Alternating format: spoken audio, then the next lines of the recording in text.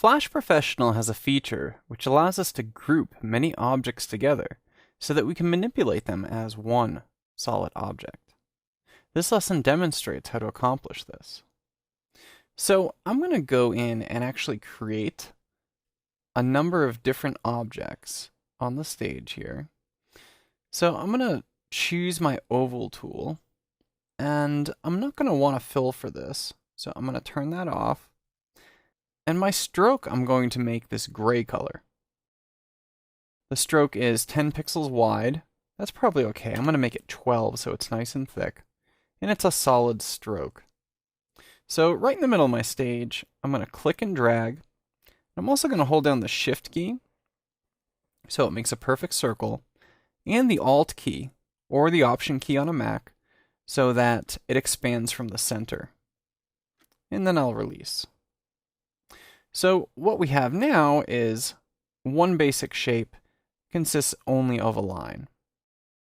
So maybe I need to make a wheel for a car or a wagon or something like that. So I'm going to have to make this out of a number of different elements. I'm going to next choose the line tool. And you can see that it inherits all of the stroke properties from what I just used on this tool right here. So if I go down here, and by the way, if you hold down Shift when you're using the line tool, it'll actually snap to either a straight line up and down, across, or a 90-degree angle. So you can see how it's snapping there. So that's a Shift modifier key. So I am simply going to draw out a wagon wheel. And you can see here, I kind of messed up on this, but that's okay. I can take this, I can select that little anchor point there and simply delete it by hitting the delete key on my keyboard. All right, so now we have an object that is composed of a number of different objects. What I'm going to do next is actually use another circle to make the hub in the center. But instead of using a stroke, I want to use a fill. So again, I'll click in the center and hold down Shift and Alt or Option. And there we go. All right, so if I select, you can see that I have a number of different objects here. Each one of these little spokes is its own object. This fill in the center is its own object. I've got these segments here that are all different pieces of this object. So I want to join them all. How do I do that? The best way, the most direct way, is to select everything and then to group them. So you can group them from this menu up here. You just say Modify, Group. And we can see that we have a shortcut, Control-G on Windows, that will group that object for us. So when we actually group an object, it has this sort of teal box around it.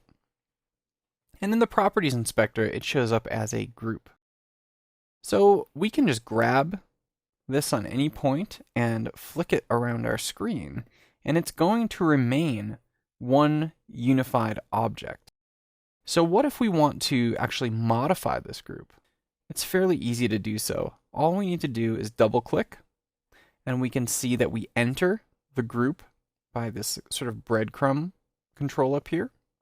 So we're in scene 1 within a group. So from here, I could go in and perhaps change this color. Maybe make the spoke something like that, right? And we won't be too picky about this. It looks terrible, I know. To actually go back, all we need to do is click on scene 1, and then we're back.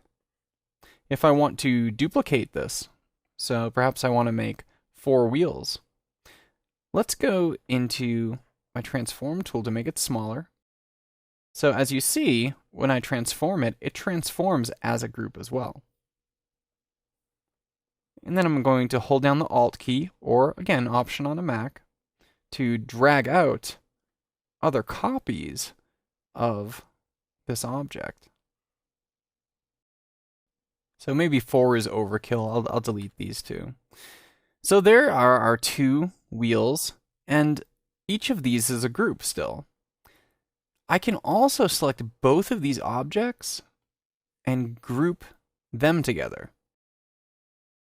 So basically I have two groups within a group. And if we double click on this group, we can see that we're in a group, and both of these are groups. If I double click on one of those, you can see we're in a nested group. So a group within a group.